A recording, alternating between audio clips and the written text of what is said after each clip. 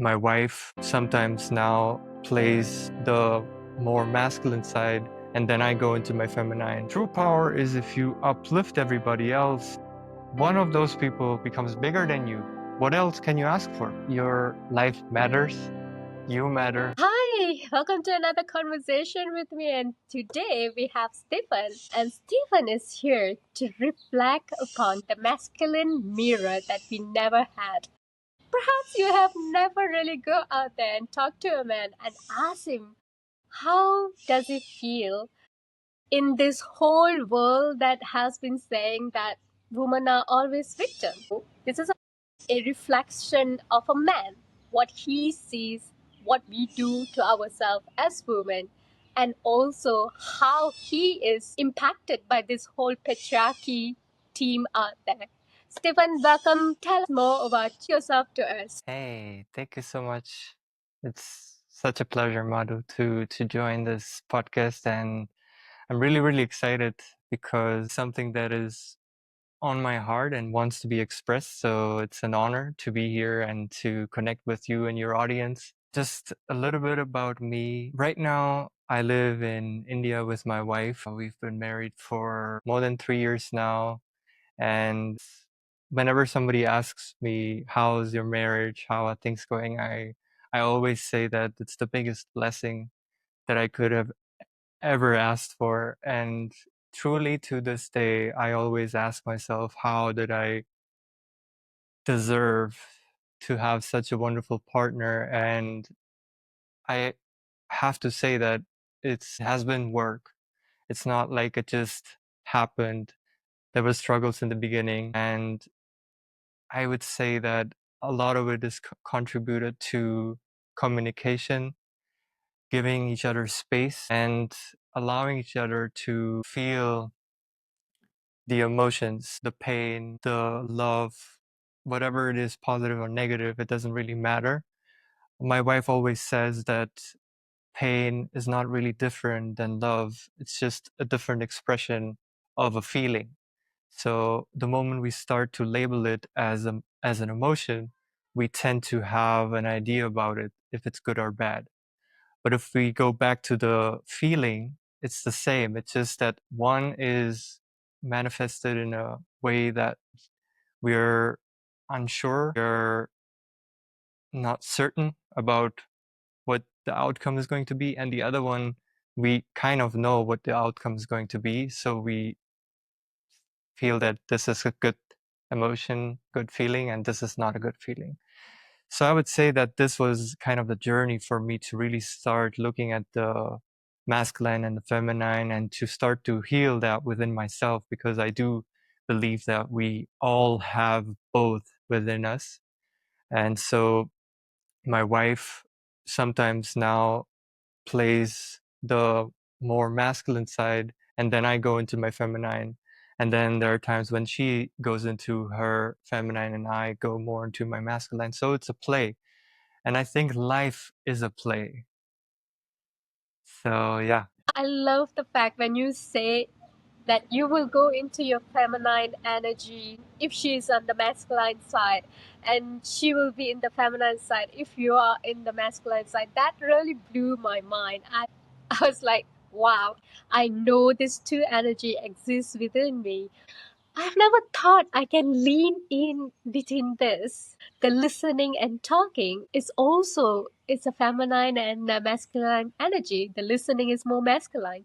The talking is more feminine. The Shakti and the Shiva part. I've never thought about it until you mentioned it. I was like, wow, how easy for us to just say, okay, we have both this energy.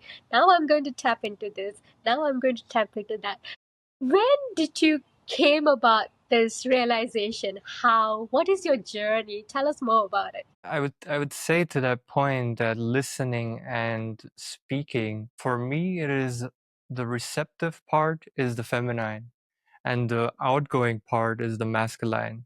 So, like you said, the feminine is the speaking part, and the masculine is the listening part, which I don't know personally, I don't know which one is which. That's an interesting perspective to hear. I thought the first thing that came to my mind is our reproductive organs, because the masculine reproductive organ is outward going and the feminine reproductive organ is inward going. So that already says a lot about the nature of the masculine and the feminine, and even in terms of how within myself, when I am in my feminine, I feel more, and I feel that's something that a lot of women have, the ability to listen. And I think a lot of men don't have that ability, that mostly they just feel like they want to express whatever they think they want to share. They oftentimes try to fix women. They oftentimes try to solve the problem of women. And that's something that I did for a long time. So it was not always like this. For those who are wondering what I do or who I am, what's my background and all of this, I personally just would not really call myself an expert or someone who lives by the book.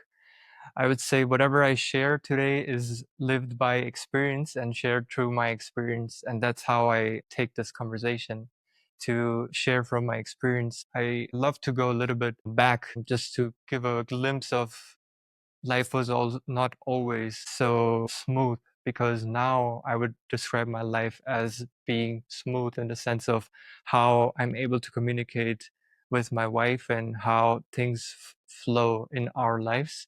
I would say it's smooth, but it was not always like that. There were times when we were struggling and there were times when I was struggling. So yeah, I'd love to take the audience and you a little bit back just to give the context that even for me, now saying what I just said, life was not always easy. Life was always not always that simple. So there was a time when I was struggling. And of course, as a child, I would say most of us, or at least for me, I loved my parents. So I grew up loving them, especially my mother. And my father was around. He played with me. He taught me things. He was always building, fixing, and I found that cool, but I was not so interested in it. I was always with my mother, and it was until I was 5. Then there came a moment, a day, a situation that really burned into my memory. So I was running across the street, laughing, not really thinking about the next moment. I was in the moment, and the I remember I was standing on the crosswalk and the lamp for pedestrians turned green. And so green means go. So I started running, and my mom was holding my hand, but she was not able to hold me because I ran. So my hand slipped through and I ran, and then that was just black.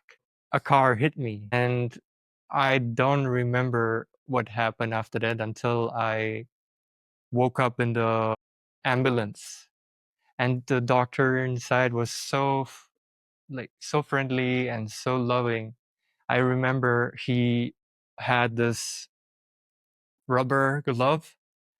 He took it off, he blew it up, and he drew a face on it, and he closed it like a balloon, and he gave it to me. And I was like, "Oh," like, I was so happy, you know? And I didn't even realize the pain, and I don't remember any pain, but something in me changed after this. I did not die, but something within me died.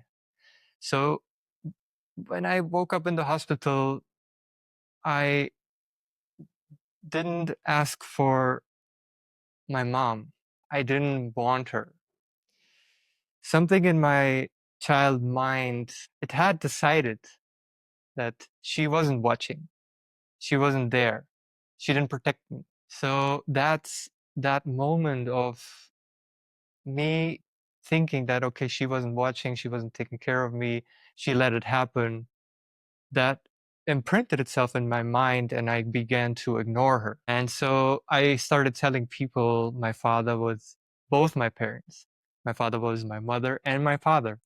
And I would go around telling people that I was born by my father. And people were confused that, but it's a child, so it doesn't really matter. But I know now that my mom was hurt by this, but she didn't know what to say either. And I didn't know what was happening as well. So I just felt safe to pretend that she wasn't there, because if something like this would happen again, my safety mechanism kind of protected me, and I stopped seeing her as my mother. So I started spending more time with my father, but my father was emotionally volatile and scary. You know, he had this stored anger. He was, I would say, emotionally not so available, both to me and my sister and my mother. So it wasn't really possible for me to develop a secure emotional attachment style in the circumstances. And I also didn't had anybody around me who had that secure attachment style either. All of these experiences just led me to many relationship dysfunctions that I had to work through, and particularly with trusting others, developing secure relationships, expressing my needs, and forgiving my parents for their limitations and shortcomings. So at some point in my teenage, I just started spending more time alone. I kept my friendships light. Relationships was not something that I was interested in. Love, no thanks. I had female friends, but I never let them in, not fully, because I kind of was scared that, and I realized that many years later, until really sat down with myself and I decided to go back to these memories and to really deal with it. It was very challenging for me, and I didn't express my needs because I figured that I needed to take care of myself. And there were not many people around me to ask me the right questions or to help me. Yeah, it was a journey, you know, like if I go a little bit more into to continue the story, like when I was around 16. It was the first time that I felt some kind of butterflies, and I thought, okay, that the girl was my best friend, and we had a lot of things in common, but I was too indecisive to ask her out, or I thought, okay, I'll risk a friendship. So I thought it's not worth it. And then there was a shift. This is kind of leading to the shift that happened. She decided, my best friend, who I really loved, but again, I think that I lost that trust, you know, until I met my wife. Really, and that's I met my wife when I was 20. I don't even like I forget my age, you know. I feel so timeless since I'm with her that when somebody asks me how old are you, I forget. I don't know. It's strange. So let's just say I met her when I was 24, and till then I didn't really trust that someone else can love me the way I am. And I always felt that I'm not enough. I'm not worthy of love. And I also felt that why would anybody love me? I mean, what's in it for them? I always had that mindset of getting something out of it. Like love is about giving and taking, you know? And my wife was the first person that where I felt like it doesn't matter how I behave, what I do, who I am, she loves me. And it was very hard to grasp that, you know? It was so foreign to me. Like I just shared about the moment with my mother, disconnecting from her, which meant disconnecting from love, disconnecting from relationships, disconnecting from the nurturing, the feminine. Coming back to the topic, I disconnected from it all because of that one moment. And sometimes we think, oh, something big has to happen in order for someone to experience trauma, like somebody has to be abused, or it has to be very bad parent. No, I had a wonderful parent, and there was a moment where that disconnection happened. We didn't talk about this accident until I turned 22. and it was me who brought it to the table. And my mom was telling me her perspective about the accident, and I just thought, okay, I understand where you're coming from. This is where I'm coming from, and I don't expect you to understand me, but I feel it's very important for me to express what I felt in that moment and why I felt neglected, why I felt that you're not there, why I felt that I'm alone. And after that conversation, our relationship really blossomed, I would say. So I felt like now I know why you call your show Twisted Reality. It was like from your core, from the age of 5, that story that happened to you versus the perspective of the world that has pushed you. This has been a theme that I've been talking to people lately. Freedom, the motherly love gives us to be ourselves, to be whatever we want. I can be whatever, whoever I want in front of my mother. But if I go out there, there's like so many persona comes in that makes me feel I need to fit in to the society.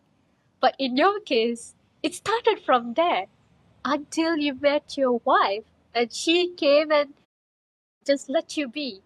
I really felt where you were to where you are now and how it actually balanced your perspective about the world out there. And it was a brilliant story. Everyone thinks, like you say, it has to be a big moment to happen, but the smallest things that happen every day is shaping our mind. And we don't really realize that because the world is moving so fast, or we just don't know how to communicate it. Tell us about the moment being with your wife, from your grandmother, mother, all the women that you have encountered. What has shaped you to who you are today? How did you become aware that there's this change in me and I'm ready to become a different person? I wanted to add one thing, which is that we all make mistakes. No one is perfect. And it doesn't matter how much you're trying to be an amazing parent. And I know that my mother tried to be the best parent that she could be. And in many ways, she did her best. But the thing is that sometimes we forget that we have to repair the that which was broken. And I think there's a concept called nurture, and there's a concept called rapture, I think. And rapture is like the repairing part. And most parents forget that if something happens, if you get very angry and you shout at your child and your child gets scared, or if something like this happens where the child loses the trust or loses the faith in you, loses that connection with you, and that you as a parent, it's your responsibility to repair that wound, to not fix the child, but to exactly what you said, to make that child feel safe again. And it's very true that we, because of life, how busy we are with our work and with so many other things that are happening, we don't really ever take the time to repair. And sometimes we feel shame. We feel like I felt when I was talking to my mother about it, she became defensive, that she has to kind of explain herself why things happen the way that things happen. And it was not my fault. It was the fault of the car. The person drove through the red light, and it's because of them. And I remember as a child thinking also that my mom is saying that it's all the driver's fault, and she came in the hospital. She helped me in the sense of emotionally to comfort me. She also ended up having to pay quite some money for the accident and all that. And my mother thought, okay, that's the exchange. It's even, that's it. But she didn't think about the disconnection that happened, and she maybe was not able to sense it because she was busy with other things.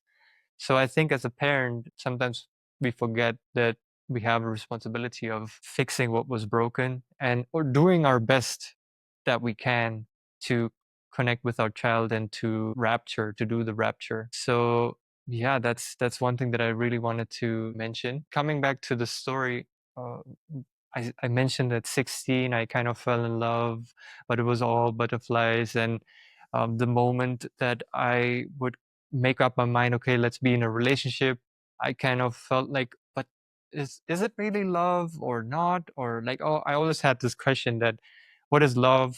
Is it love or not? Is it just falling in love, being in love? Is it just butterflies? Is it like, there were so many questions and I was very indecisive. So this went on, this friendship that didn't become a relationship, it just went on until I was 18. And at 18, my parents decided to get a divorce. So they had 30 years of marriage and everything seemed fine. And then suddenly, like for me, it came suddenly. My dad was like, I'm going to leave, I'm going to move out. And it was very challenging because on top of that disconnection to the mother figure, the nurturing, the connection to love, because that was what I connected with my mother more than with my father. My father was more like a role model, like how to function in the world, how to conduct relationships, how to. I feel that he taught me a lot about relationships, but somehow that love part was missing for me. So I started being curious about love when I had this at 16. I started to develop these butterflies and I, started to think, okay, maybe it's worth it. And then the worth made me rethink this whole love thing. I thought, okay, what's the point in getting married when you're anyway going to separate one day or just stop loving each other? And I started to like before that I didn't really pay attention to it, but when my parents the divorce, I just looked at the other parents and I couldn't find any parent that really where I really felt love, like where I really felt that like high energy, that uplifting each other. I always felt that husband and wife were so separate. Like everybody had their own group of friends, everybody had their own hobbies, everybody had their own mindset or way of thinking. They clashed many times. There was not a lot of harmony in these homes. And I always felt that the only thing that's connecting them is their children. And so I just kind of gave up on love and gave up on marriage. I just felt that what's the point? I mean, so I left the country. I basically decided to take a break from my parents from the divorce and I just finished my high school. I started college, but I didn't like it. So I thought, okay, let me just escape. So I did. And of course, I realized that distance doesn't dissolve what's unresolved. I still felt that pain whenever I would be in touch with them, when they would get in touch, when we would speak. Like, I would have this pain within me, and I continued running after approval from others. I used to like that emptiness that I felt. I tried to fill it by be chasing other people who will tell me how good I am, and I wanted to be liked, and I just was not really me. So, yeah, it was a journey to kind of leave my home, leave the country, go outside the home, have some distance, figure out my individuality. Who am I without my parents? And to draw boundaries, to start to make choices that empower me and that I feel like making, and to just start asking the questions, what do I like? What do I enjoy doing? What do I want to do? And so, yeah, after that, came back home, and that coming back home, I again had this clash with my parents. Now they were living separate. It was tough to see them struggling. So I felt like leaving again. So I left again and just again traveling. And I traveled to the United States, then I traveled to South America. And again, I came back home after first it was a year, then a couple of months, then again back home. And this time I I thought, okay, I need to really start changing something within myself. And so this time my travels took me to India. And I would say India is where everything changed, not because of only because of India as the country that it is. It makes you feel very uncomfortable at first. It doesn't let you settle down easily. It's challenging. It always keeps you on your toes. You always have to stay I feel you always have to stay present because there's so much things happening at the same time. It's very wild. So I think that wildness of India really did something to me, and I spent 9 months at an ashram. No distractions, just nature and silence. And that's a whole another journey, how I ended up at this ashram. Maybe that's a story for another day, but this ashram kind of helped me to take time to go into myself and to really saw the wounds I buried, to take the time. Like we spoke about before, that gets so busy and we don't really pay attention to things that are happening and the wounds that we carry, the trauma that we carry. And so time in nature, in silence, in meditation, doing yoga, it all helped me to access layers and layers of trauma and wounds that I carried. And there were just moments when I would sit in meditation and I would had visions of my past, of what happened, what unfolded, my perspective, or I would just remember a situation, not maybe particularly as a vision, but as a that at that time this happened. So I still feel like I'm holding on to it. So I intentionally send energy to that situation. I send energy to that boy that I was at that time. So if I was, let's say, 5 years old, just visualize myself as a 5 year old and send myself energy because at that time I did not have the support that I needed. But now I'm capable of giving myself the support that I need. So now I can take care of myself and I can even take care of my past self and my future self. And so I visualize that and I send myself energy and I forgive the people also who were around. And personally now I don't even feel that we forgiveness is always necessary because oftentimes, I feel, who am I to forgive? The only one who can forgive you is God or the universe or whatever you want to call it. That's the higher force, the one who brought you to life. That's the one who can forgive you. But I, as a human being, I'm just a part of you. So if I have to forgive you, I have to forgive myself. That's what I feel. So I started just forgiving myself for holding on to these ideas because now I feel that trauma and wounds are not about the situation, not about the moment that happened. It's about the memory we carry. It's about the meaning we give to that moment. It's about the meaning we give to that situation, to the person.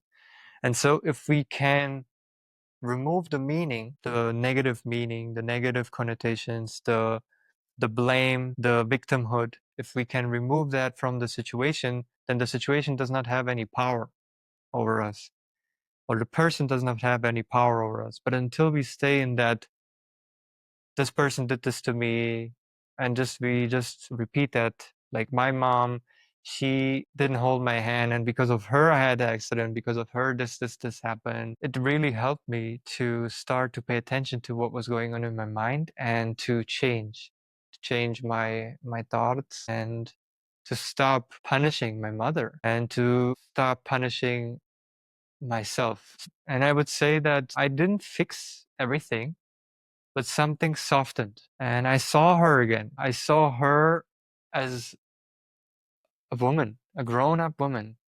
I did not see her as my mother who did not support me during my school times and told me that I was not good enough and I should change schools.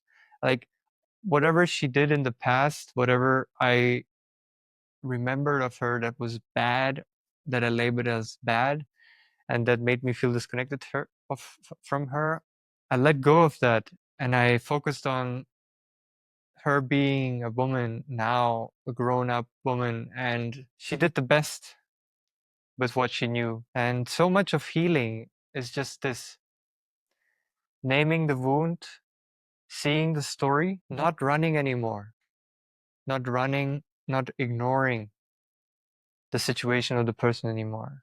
Just seeing it for what it is and allowing yourself to feel that that does not have any power anymore. That happened, but it doesn't rule your life.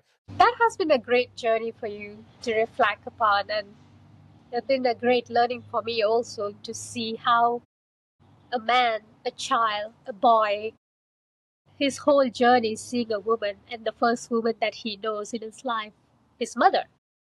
In your whole journey of traveling and meeting people, especially women, what have you seen in women that you would say that, oh my god, they're hurting each other so much?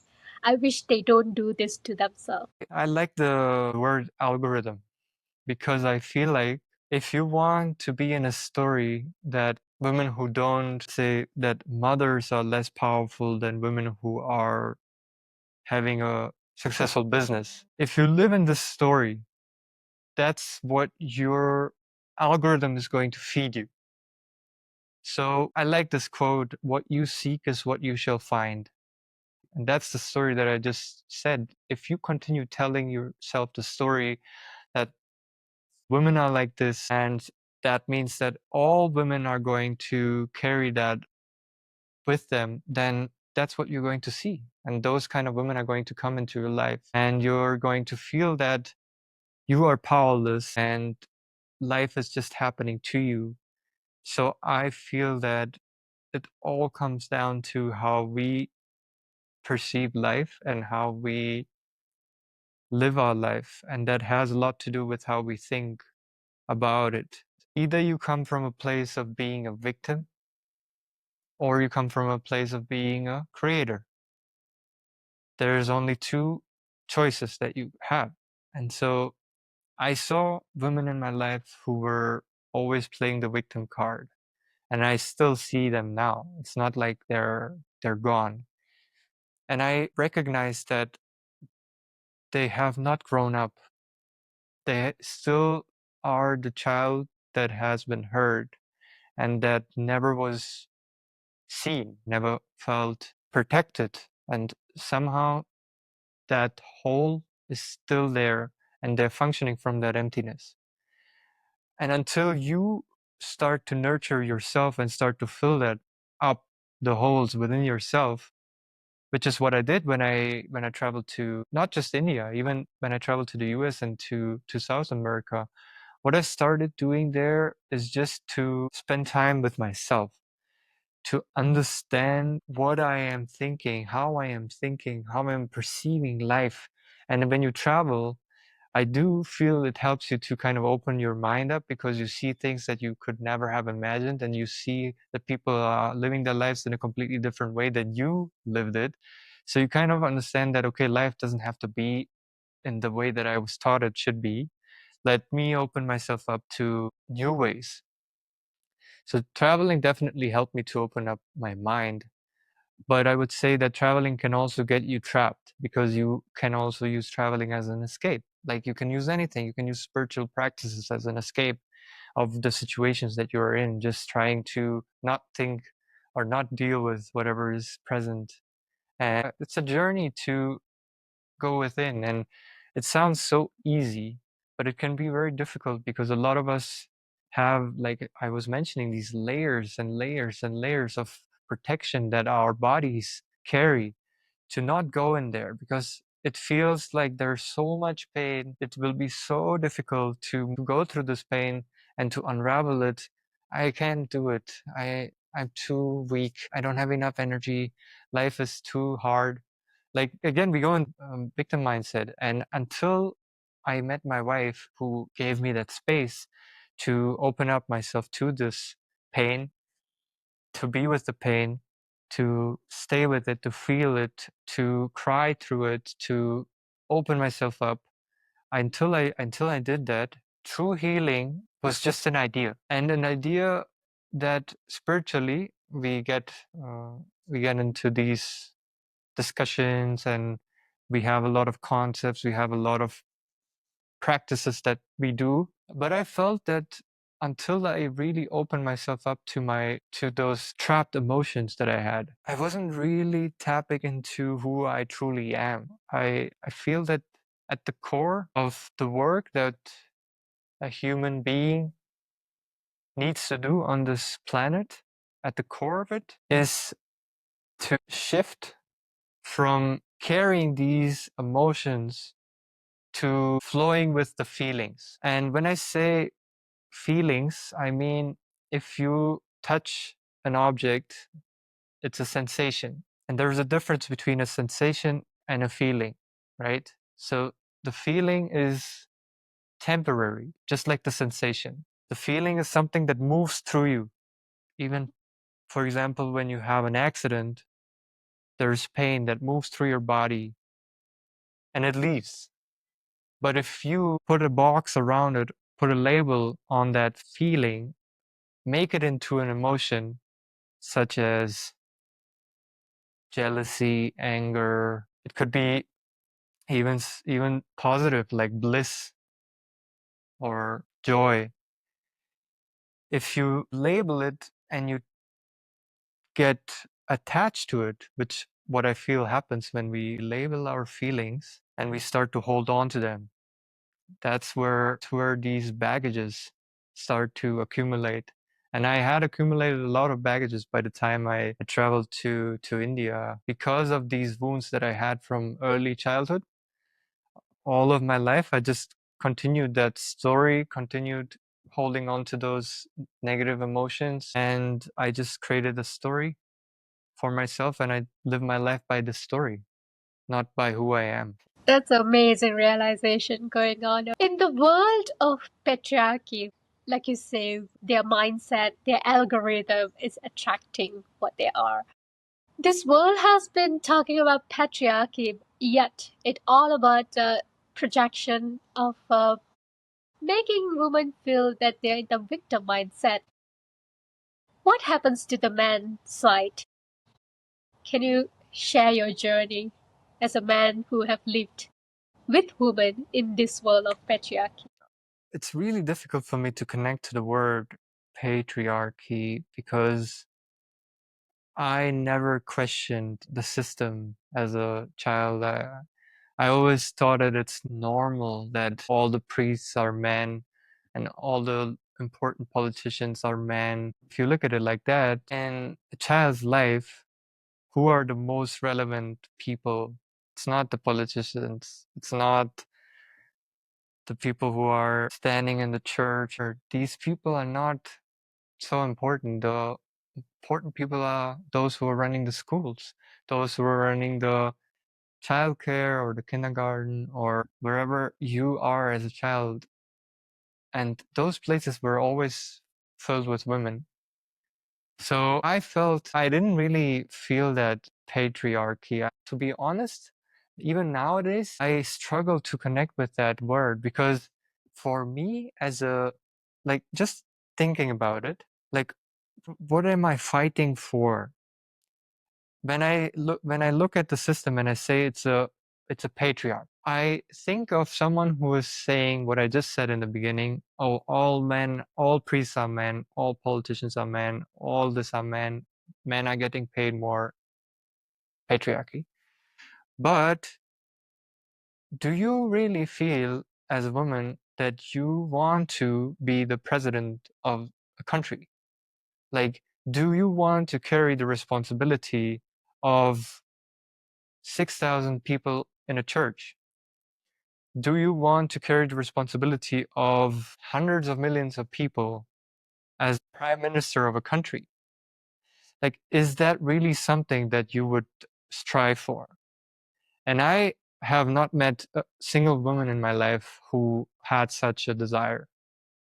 I had men who had desires like that because I feel that the masculine has a natural urge to lead, like in the tribes, that the masculine has a natural urge to go out because that's the outward. Again, what I mentioned in the beginning, that the what I see as a male, and a woman can have that male energy. I'm not saying a woman can be a president, not at all. But the question is it something that you want and you truly, truly desire for, and you feel like it's worth fighting for? Or are you just fighting for something that's not even yours? Are you fighting for women becoming president, or women becoming whatever it is that you're thinking of, not because you want to or you wish you have a desire for it, but because somewhere someone told you that this is not fair? Like I like to question myself. I like to question my questions. And I feel that if I think about a president and, for example, president or a priest, I never found that judgment within me, that but now somebody could be watching this and saying it's easy for you because you're a man, right? You're not a woman, so you don't know. So okay, let's say this is the case. Okay, let me give you one example. So I had a friend in my school who was dark skinned, and we all saw him like us. I or none of my friends ever thought of him being different than us. Never. But he came from a family who told him that we are dark skinned, so we are being treated different. They don't treat us the way that they are being treated. And, my friend, he kind of came up to us telling us that we are not treating him the way that we treat each other. And we were like, what? We never thought about this. I never had the thought of this skin, that skin. I don't know why, but I never had this within me. I don't have that tendency, and none of my friends had it either. But still, this friend of ours, he had this fear, he had this programming within him that people are going to treat him badly. And he started to kind of go against us friends and tell us that we are treating him badly. So that's kind of the first time when I realized that the stories that you carry change how you perceive life, and they change how you experience life. So I saw him then struggle, even in school. I always felt that the teachers liked him because I always felt that he was getting better grades than me. So I thought the teachers like him. But there came a point that where he was telling us that the teachers don't like him because of his skin.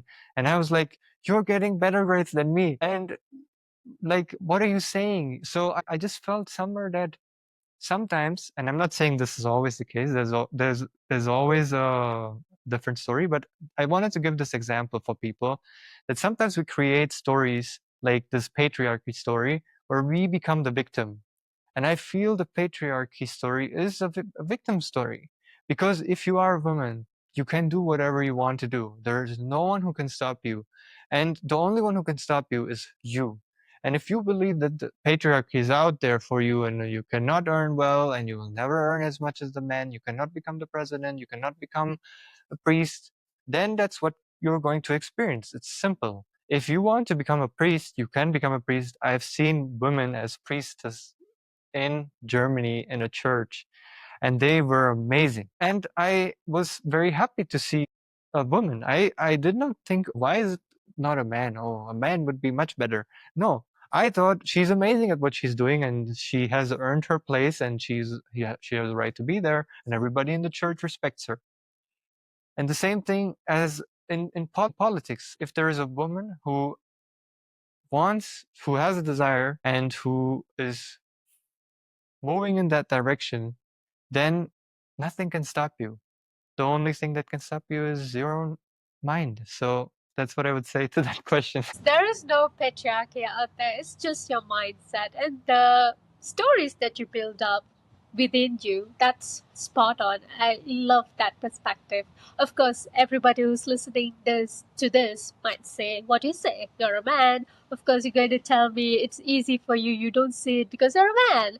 Of course, it's easy for you to say that I'm a victim and whatnot." But let me tell you, as a woman, in my culture, I've seen so many queens who went to war not only because they're born queen, but there were many queens who were not born as a queen. They were married to king. When the husband died, and her desire, her power came and say, I have to continue my husband's job.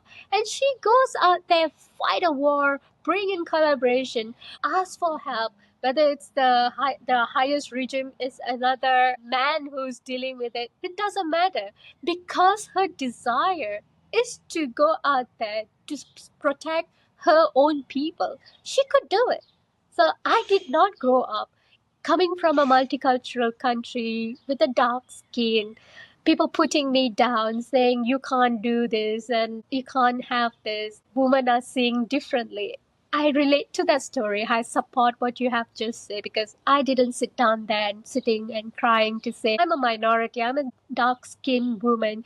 They're just going to put me down if I try to do something. Whatever I feel like I can do, I went for it. I made my mistake. I sat and cried. I did say the world is not really working out in the way that it works out. But I grew up with lots of men too, so I know fundamentally there are kind people out there. I know fundamentally I came from a collaboration of a woman and a man. I have that masculine and feminine energy from the day I was created. I know I was not created alone. I know there is a higher power out there, the cosmic power out there. I know my ancestors are working within me because I can see them. I know I look at my grandfather. I look like my grandfather. I'm not looking like my grandmother. This is a face of my grandfather in a feminine form. How would I even waste my time to sit and cry about patriarchy for a moment? Because the mindset, perhaps capitalism is winning because they can sell more victimhood product to you and make you feel really happy. Somewhere, somehow, I've always questioned to say, who is winning in my sad story? Who is winning? And when I follow that winning pathway, I can see. It's like they say, follow the money, you will know where exactly it lies, who is winning. So that has been a story that I want to share for anybody who wants to come and complain and say, hey, this is a man talking. No, it is the truth talking. This is a man who have taken responsibility for his action who's talking here. So am I. So let's not cry about it. Let's come together and build something really beautiful. Men are just sometimes can be naive, sometimes can be conniving. Women are also can be truly being oppressed, but she also can be just playing the victimhood card or the powerful card. So going back to this question, Steven, do you feel emotionally unsafe being around powerful women? Emotionally unsafe? No, no, I don't feel less than if a woman is rooted in her feminine nature and has equally that masculine drive. I don't find that scary. I find that attractive because I feel that when you discover or explore more, I would say explore yourself and who you truly are, the more you get in touch with yourself, the more powerful you become because you stop giving your power away. And so a powerful woman for me is someone who does not give her power away to the systems that are in place that are there to utilize your power. So it's like every thought that you have, every word that you speak, and every action that you do, it's all your power, you could say. It's like you have a certain amount of energy and you are using it, you're utilizing it, you're channeling in a specific direction. And so if you are powerful, then that means that you channel that in a direction which is coming back to you and feeding you and going out and coming back and feeding you. So you have created a loop which is symbiotic, which is you're giving out and you're being nurtured. And that means that you are giving out your energy in a way that is unconditional. You're not asking for it to come back. You're not holding on to it. You're not having a leash and calculating how much am I giving, how much am I taking. No, you're giving all of it away, but trusting that you will receive because you know that the universe is a mirror, as you said in the beginning of the episode. And so when you realize that, then power or having power means that a woman who has power will empower people around her. So I want to be surrounded by women who are powerful. And I know that people who are not just women, men and women who are powerful in my experience are those who uplift others, not those who put people down.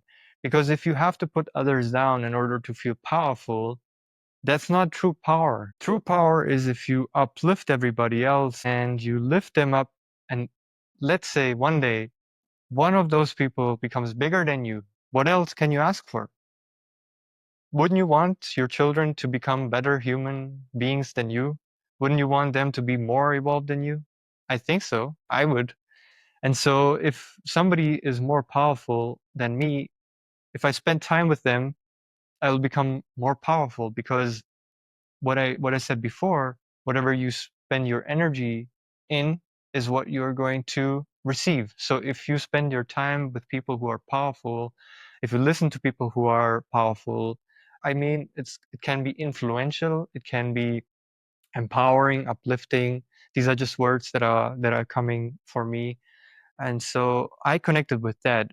When I say powerful, I don't mean necessarily that it has to be somebody who has an important role in society. It does not have to be someone who is on TV or celebrity. No, it's not like that. Many of those people who are on the TV, who are celebrities, they are only there because they have given their lives away to become famous, and now they're continuously seeking that validation to stay famous, and it's a vicious loop.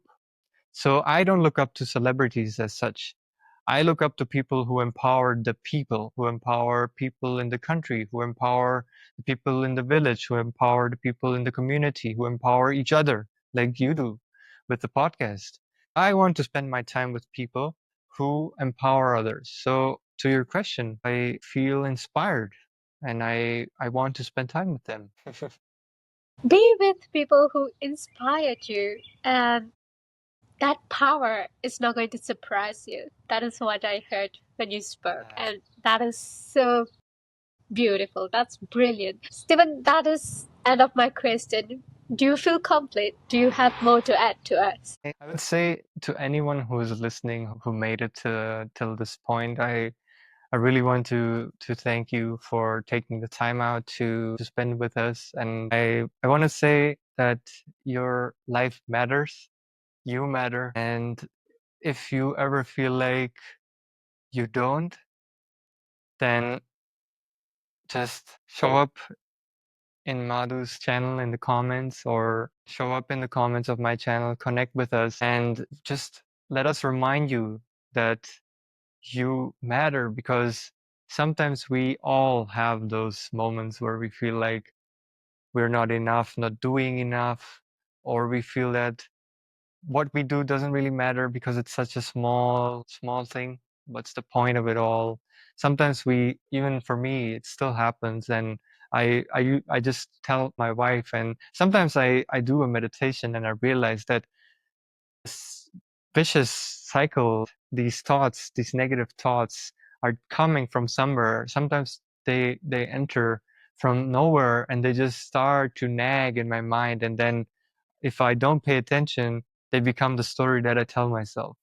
So I just want you to start paying attention to yourself. And if you struggle with this, then I would say just sit down today and keep sit down for 5 minutes, 10 minutes, and just close your eyes, and whatever thoughts come to you, if it's related to not feeling worthy, not feeling enough, or feeling a certain pain that you're not ready to deal with, just start to bring that awareness to it. And why I say have some journal or paper with you is to note it down and to increase your awareness by paying more attention to it. And with time, you'll see that the more attention you pay to it, the more you're going to be able to create a distance from it.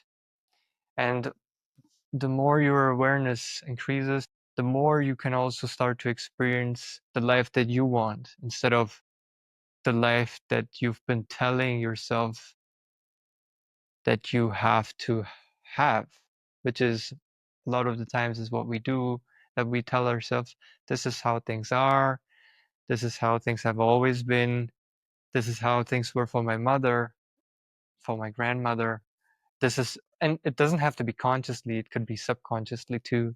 Thank you for having me on. I hope that everybody got some value from this, and please connect with us in the comments. Feel your own feeling, and you will become your own mirror.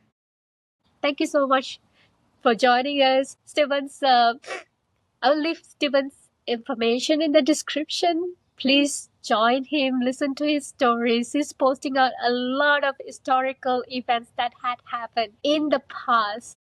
I have a tribe called Symbiotic Tribe where people are supporting each other to come together, to collaborate, to bring in that high energy of empowering each other. You're not going to be suppressed by powerful people over there. You're just going to come and be that powerful person you are and attract more power to yourself. Thank you so much for your time, Steven. Thank